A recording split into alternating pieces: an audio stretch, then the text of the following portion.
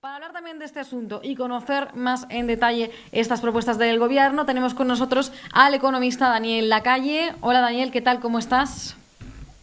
Muy buenas noches, ¿qué tal? ¿Cómo estáis?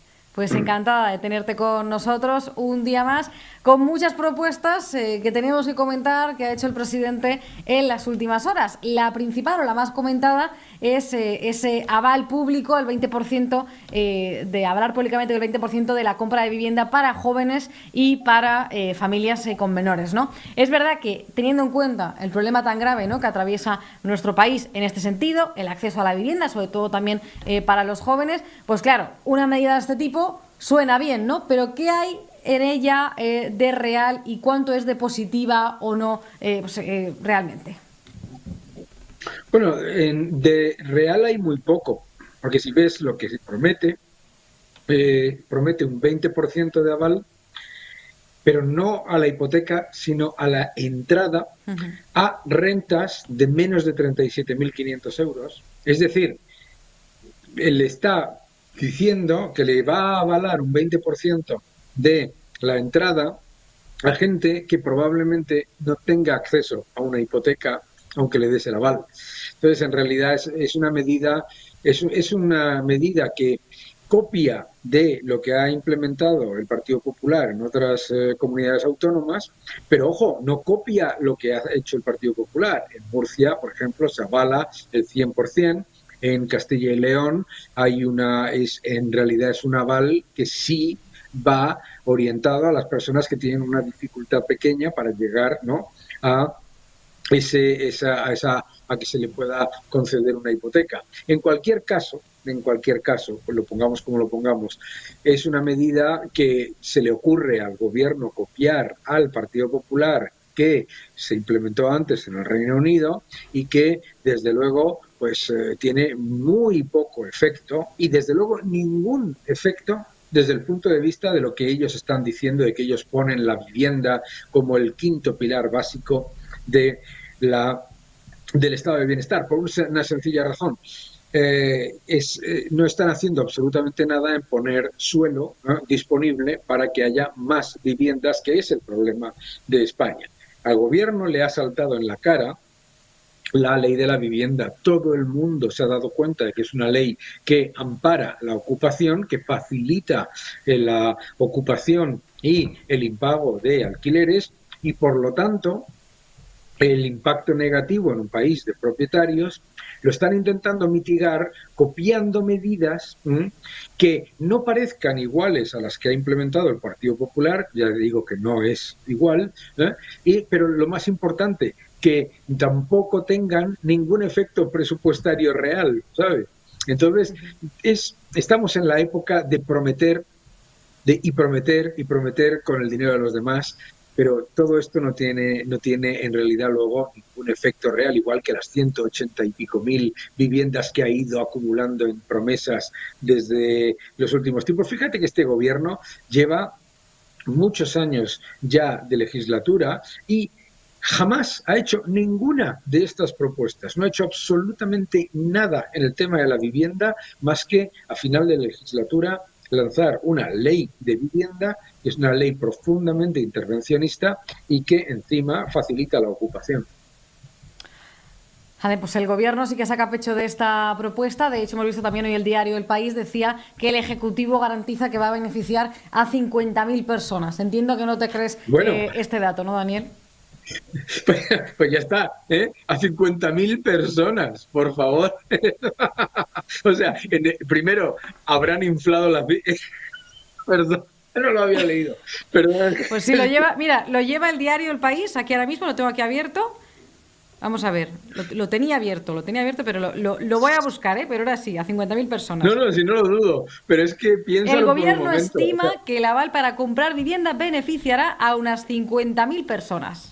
Así es. solo por un momento. Estamos hablando de 47 millones de ciudadanos, estamos hablando de decenas de millones de personas, más de 10 millones de personas que están buscando oportunidades en inmobiliario, etcétera, y están hablando que esto va a beneficiar a 50.000 personas. Y primero, piénsalo. seguro que la cifra la han, como siempre hacen, la Seguro. han embelesado, ¿de acuerdo? Y encima la cifra embelesada le sale una cifra completa y absolutamente irrelevante del total de ciudadanos que acceden a una hipoteca, ¿no? En nuestro país. Estamos hablando de que cuando hablamos de acceso a hipoteca de familias que van a comprar su primera vivienda, pues el mínimo del que estamos hablando, pues es de un millón y pico, ¿no? Totalmente. Me ha encantado la risa tan natural que te ha salido al leer pues esta noticia, que la verdad es que por lo menos que podamos La verdad reírnos y que no echarnos me a llorar, porque imagino, es es todo que lo cuando ha sí. empezado diciendo 50, he pensado, estos son capaces de haber dicho 50 millones, pero No, no, 50 no, no, mil, no. esto es como si, no, es como decir, pues aquí estamos haciendo una fantástica medida que está generando regueros de tinta en todos los titulares y que le afecta a un porcentaje absolutamente irrisorio de la población. Totalmente. Lo que también es para, no sabemos si para reírnos o para echarnos a llorar, es esa medida también que ha anunciado, bueno, que ha propuesto Ione Belarra desde Podemos, la creación de una cadena de supermercados públicos denominados precios justos. Nosotros lo hemos denominado más apropiadamente el supermercado cubano, porque es una idea que ya se implantó en Cuba y en Venezuela y que lo que provocó al final pues fue la escasez de alimentos. ¿Te ha sorprendido esta propuesta de Podemos? Porque yo creo que ha llegado a un punto No, que pueden decir lo que quieran, que no le va a sorprender nada, ¿no? no sorprende. Podemos hace siempre lo mismo, ¿no? Ante cualquier cosa dice que va a hacer una empresa pública, pero una empresa pública lo que es un subterfugio para llenarlo de contratación a amigos, amiguetes, para hacer gasto clientelar. Cualquier persona de España, cuando tenemos la SEPI generando pérdidas anuales de más de 200 millones de euros, cuando tenemos un monopolio natural como Correos, que está en pérdidas y que cada año genera más pérdidas, y no lo gestionan bien, cualquier persona puede entender que no hay ninguna razón para creer que estos señores, gestionando supermercados, vayan a comprar mejor, gestionar mejor el almacén y además vender más barato que los demás. Pero además es que vuelve Podemos está obsesionado con Franco. Franco está siempre en su mensaje y resulta que le copian todas las medidas más intervencionistas. Los economatos que fueron un fracaso absoluto, porque claro, los economatos están gestionados por el sector público y luego resulta que pues ni venden más barato porque no compran más barato, porque no tienen mejor gestión del almacén, porque no tienen mejor gestión del inventario y del proceso de negociación con los proveedores, pero tampoco tienen mejor acceso a bienes, es decir, no tienen mayor disponibilidad. Por lo tanto, lo que están proponiendo literalmente, y piénsalo, ellos se enfadan mucho cuando se les recuerda a Venezuela, a Cuba, como habéis dicho vosotros, o a Argentina. Pero es que están copiando literalmente los precios, como le llamaban, los precios cuidados de los Kirchner, la ley de precios justos de Maduro, que en realidad, pues como todos sabemos, pues en esos países la inflación es absolutamente aterradora, también en Cuba, y por supuesto, una empresa pública no gestiona mejor que centenares y centenares de empresas privadas compitiendo por una sencilla razón. Porque aquí en España el gran error en el debate es que se les llame empresas públicas. Son empresas funcionariales. Lo que están es creando gasto político y, bueno, pues sabemos que ellos saben que no va a funcionar y les da exactamente igual. Porque vamos, cualquiera de ellos, si viese las pérdidas de las empresas de la SEPI, que pagamos todos en nuestros impuestos, más las pérdidas de Correos, que pagamos todos en nuestros impuestos, además de que Correos nos sube las tasas de su monopolio para los sellos y para los envíos, sin que nosotros podamos decir nada, y a pesar de todo pierde dinero, imagínate lo que será en un supermercado. Un último asunto, Daniel. La CEO y UGT han acordado finalmente una subida del salarial del 10% en los próximos 3 años. ¿Es esta una nueva noticia, una buena medida, un buen acuerdo alcanzado? Bueno, a mí me preocupa siempre que la COE y los sindicatos lleguen a acuerdos que afectan a millones de pymes y de pequeñas empresas sin que esas empresas tengan ninguna capacidad de dar su opinión.